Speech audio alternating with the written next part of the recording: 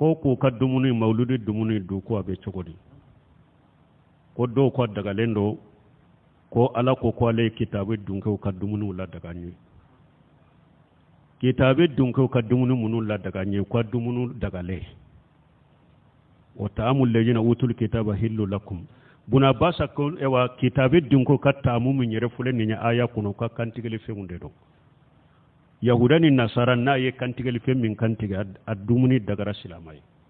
mi eska har yahudiya nasara u ka tarantela nu ye tarantin dumuni min tobe aduni daga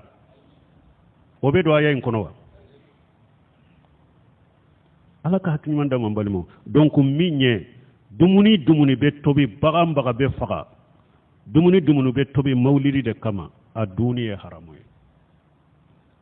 alaka aya koso wala ta'awanu alal ismi wal udwani atigi nyana ni aya ko ala ko akana nyogonde me junubu ni yadala ewa mauludu junubu maulidi e junubu e maulidi e bidiya e maulidi e haramu Cheikh Sal Fawzani nyinin kara maulidi dumuni munun be tobi maulidi kama kantigeli fe munun be kantige maulidi kama duni be chogodi adagara ukaduwa akolla ako kantigeli fe munun be kantige maulidi kama maulidi ye bidiya de maulidi ye haramu de kantigeli fe munun kantigera maulidi kama aduni haram dumuni munun tubira maulidi bonyali kama ko maulidi ye bidiya de maulidi ye haramu de dumuni tobira maulidi kama na bonyali kama duni haram ako haramu yalende do silamiya sariyala ako pasike u tobira bidiya de kama u tobira haramu de kama u tobira bidiya bonyali de kama ko ulu duni haramu ye awa ko mugo maulidi kantigali few maulidi sogoni maulidi dumuna ko niya do iye maulidi tugu iye kuraji duma maulidi kelela in faralu ka maulidi kelela iye maulidi sabati fana donc haramu rayku ka dumuni into Cheikh Abdul Musina badi nyinin kara derisu dilaro ciden ka misri la madina sibe sambi segini ko kato abi dawuda sarahunila sunna abu dawuda uko ewa dumuni munumbe tobi maulidi la ube duwa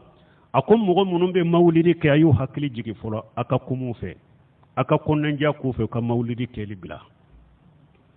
ukan wuyoro majanya maulidi ma bidiya de do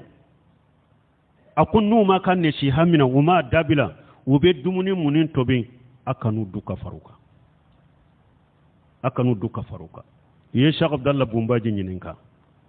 maulidi kantigali fe munumbe kantigali maulidi kamatu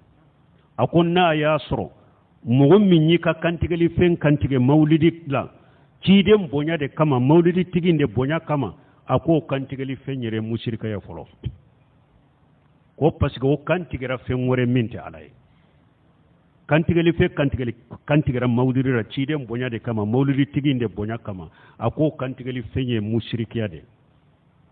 o ye shirku yere de ako mina ya sor mugo mi ma akantige ciden bonya kama aya kantige ni dumuni de woti ke mushriki me ikana duka